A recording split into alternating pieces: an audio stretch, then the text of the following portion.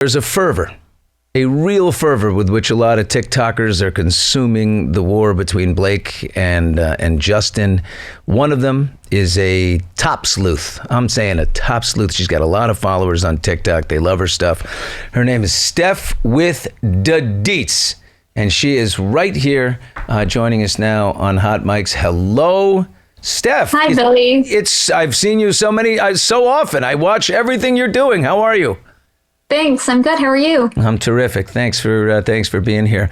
So, Steph, you're one who got a hold of these 3 alleged HR complaints that were allegedly shopped around to like the Daily Mail and Page Six and stuff. But ultimately, they passed. The newspapers passed on it because the names of the complainants and the dates were redacted.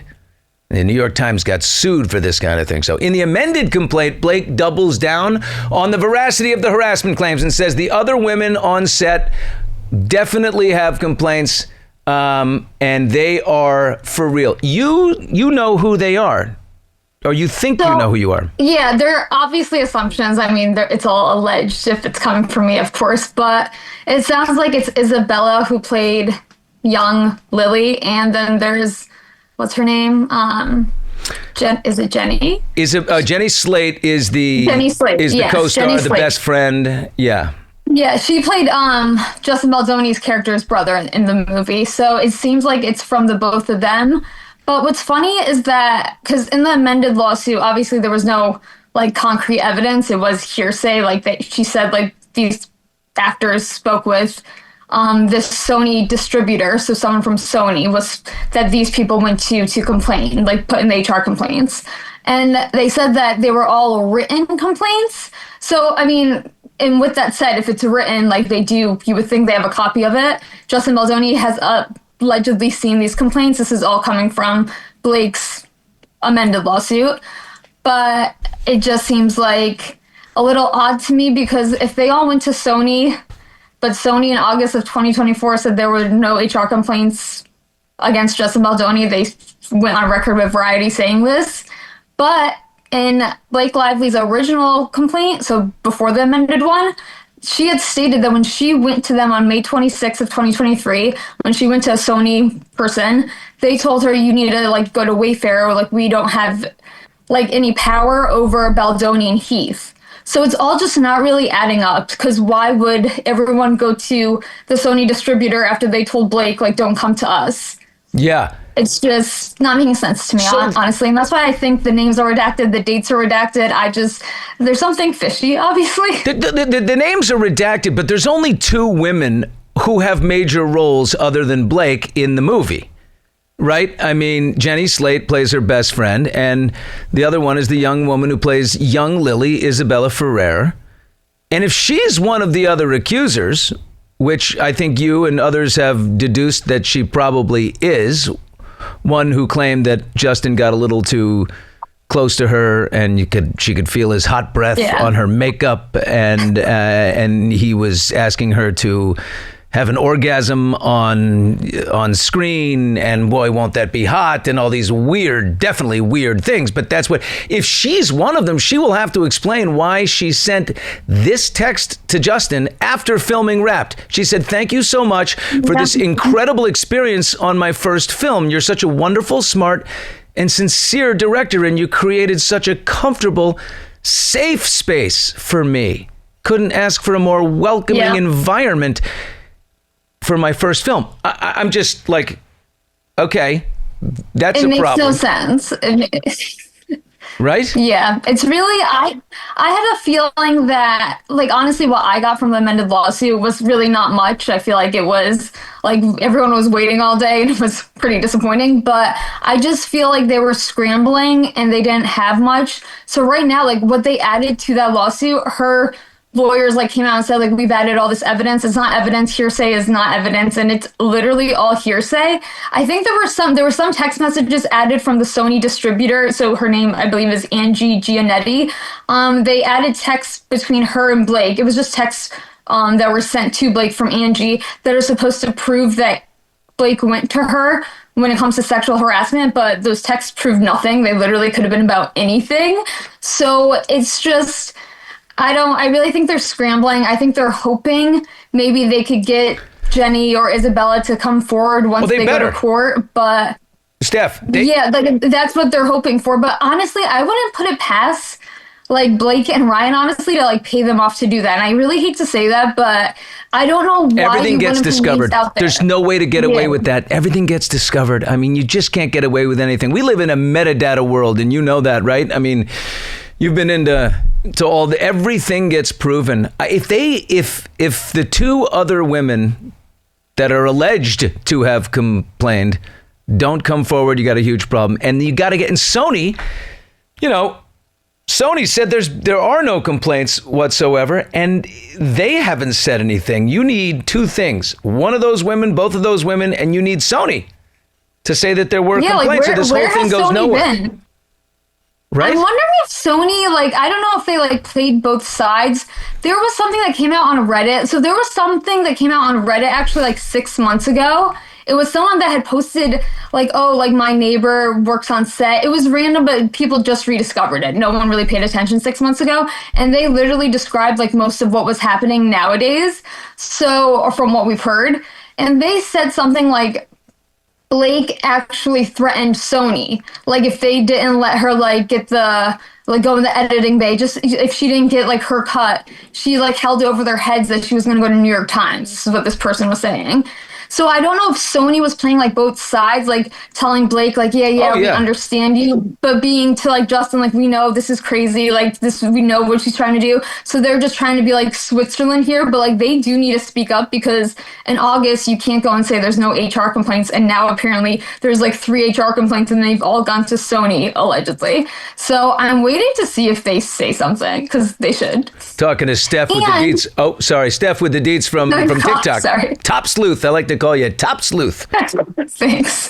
But I was going to say, it's very interesting, because if all 3 of these women went to Sony to complain, make these HR complaints, and nothing was done, and Justin was able to, keep doing what he was doing, allegedly, why would Blake not sue Sony? She's suing Wayfair, but Sony is nowhere in there. It's just not... Like I said, the math isn't mathing. I know. Sony is so silent, but they can't be for long. They're going to have to come out in Discovery, too.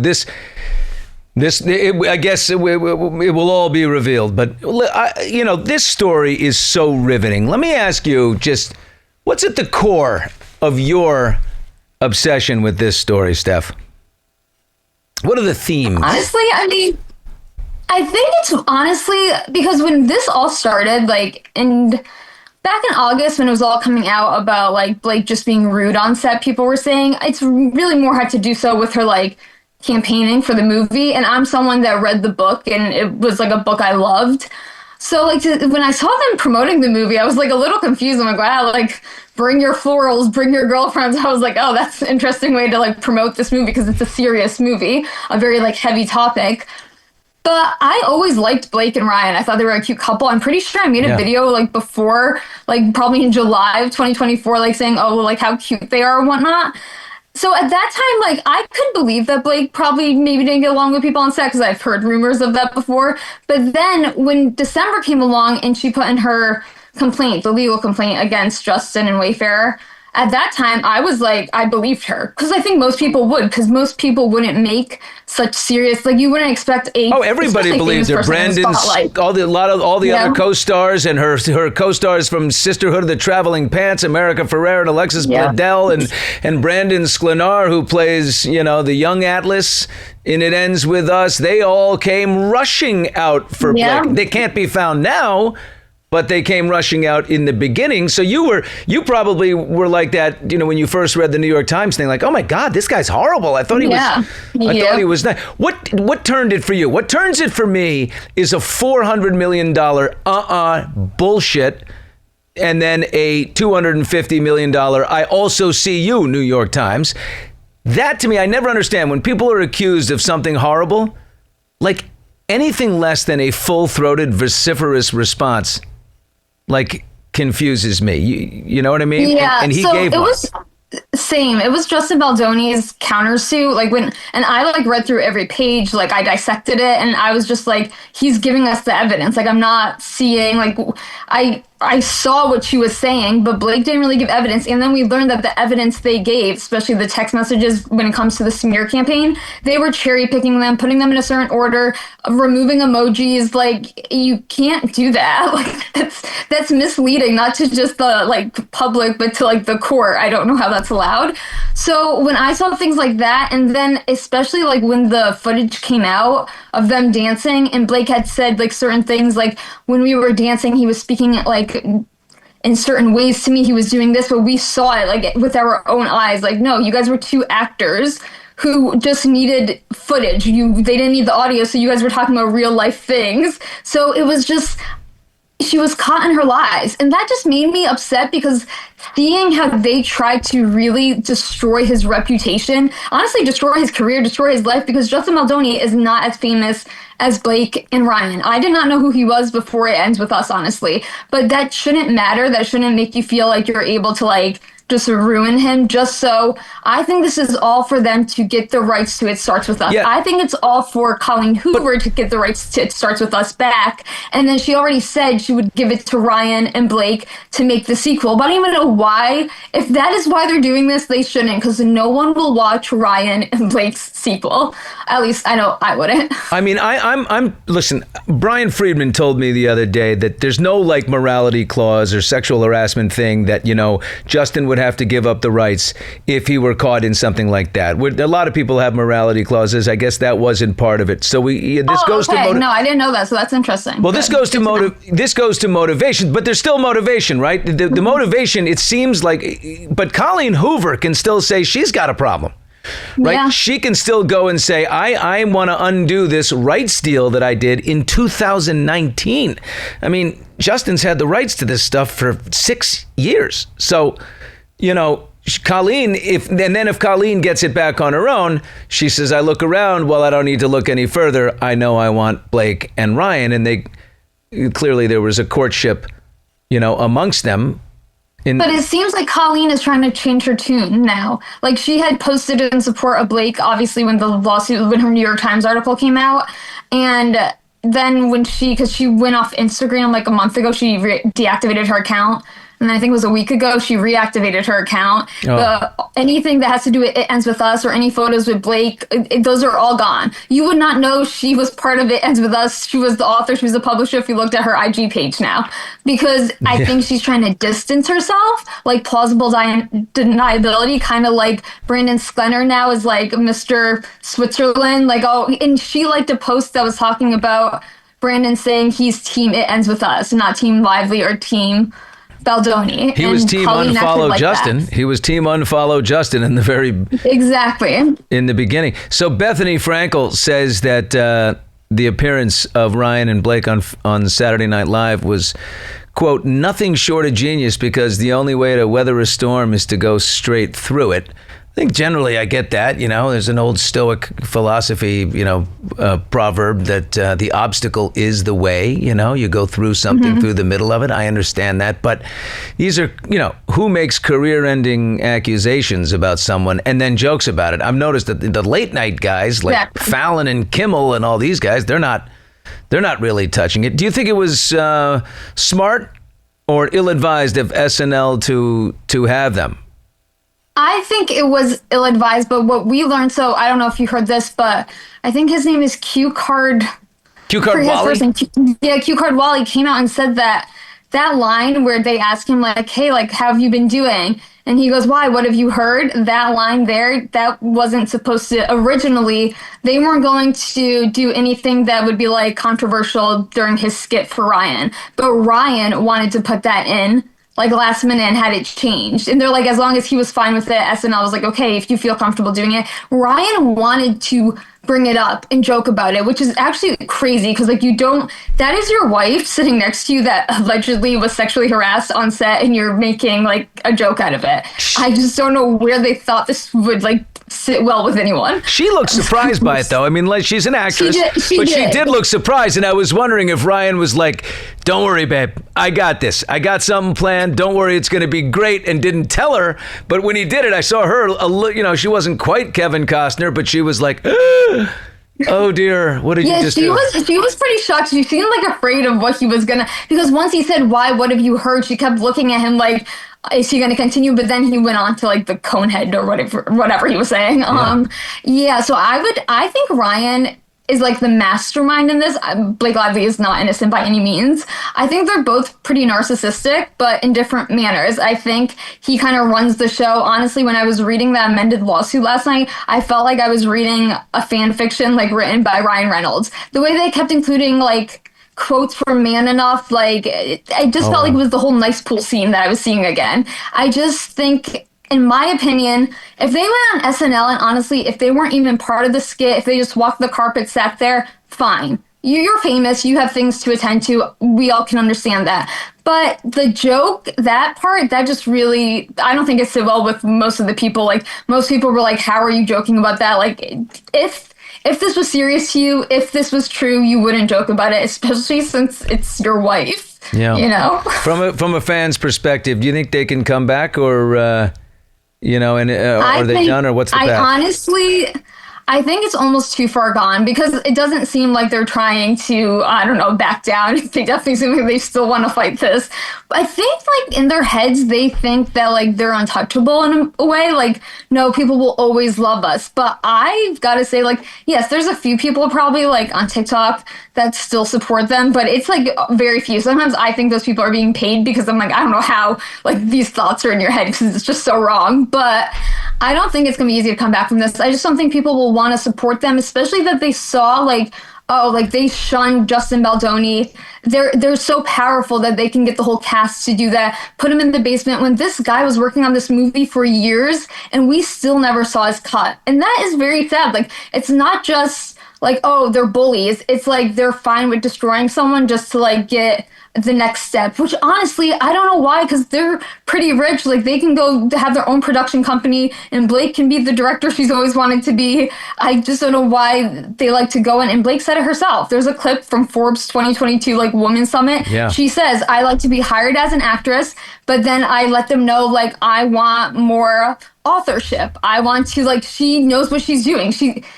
Blake's own worst enemy are her old clips. Like, there's just so many stuff where I'm like, dude, it's not sitting well for you. And she said, of course, at the heart of her complaints there's two things: sexual harassment and a smear campaign that says, all this bad press that came up about me was orchestrated by you. And of course, Brian Friedman is saying, no, at the heart of this, do not blame all the snarky comments with reporters and snapping back at people and the reputation that you built. Don't blame it on us. We can. And if you hire someone to amplify or bring back some of those old clips when you need it, if Baldoni's guilty of that, I don't think it's that terrible. If someone's going after me tooth and nail with an accusation that is going to end my career, end my life, I would say, wait a minute, this is who they are. Find those things and get them out there. I don't think that's so bad. If that's the case, I have no evidence that it is. It's not like they manipulated these. Like, let's say these videos that came up, and the biggest video, like the biggest resurfaced video that really hurt Blake was her interview with Kirsty Flaw, like from years ago, where she was pregnant and Kirsty was congratulating her. And she was like, everyone knew she was pregnant at this point, like she was pretty pregnant. So she just told her like, congrats on your bump. And when she was like, congrats on your bump, it was a very rude interview. I chubby. Spoke with Kirsty She called Flaw her chubby, basically. That's not okay. Yeah, I was like, oh, I couldn't imagine being that interviewer. I would feel so awkward. But Kirsty said, like, no one paid her to post that. She just, like, it was a great opportunity because everyone was talking about Blake being rude, which makes sense as a creator. Like, yeah, you do that because you're going to get views on it. I don't think they understand, like, and even when you read through the text messages that they provided in, like, the lawsuit, the amended lawsuit, it sounds like Justin's team is literally saying, like, wow, we really don't need to do anything. Like, the internet is doing it itself. Like, and that's true. That happens to a lot of people. They want to say they sent bots or whatnot. Like, no, it's really just people not approving of the behaviors that they're seeing from you. And I think it's hard for them to understand because they think they're untouchable. Like I got to say, as it goes forward and gets into discovery, those two other women, if they got to get the courage to come forward and stand behind what they complained about, if in fact they did, Blake better get him forward or it's donezo. And Sony's got to say something. That's what could set her free. But it doesn't look like that's happening. But Steph with the Deets on TikTok. Congratulations on your massive following and all the great work you do. And thanks for spending some time with us. Really appreciate it. Thank you.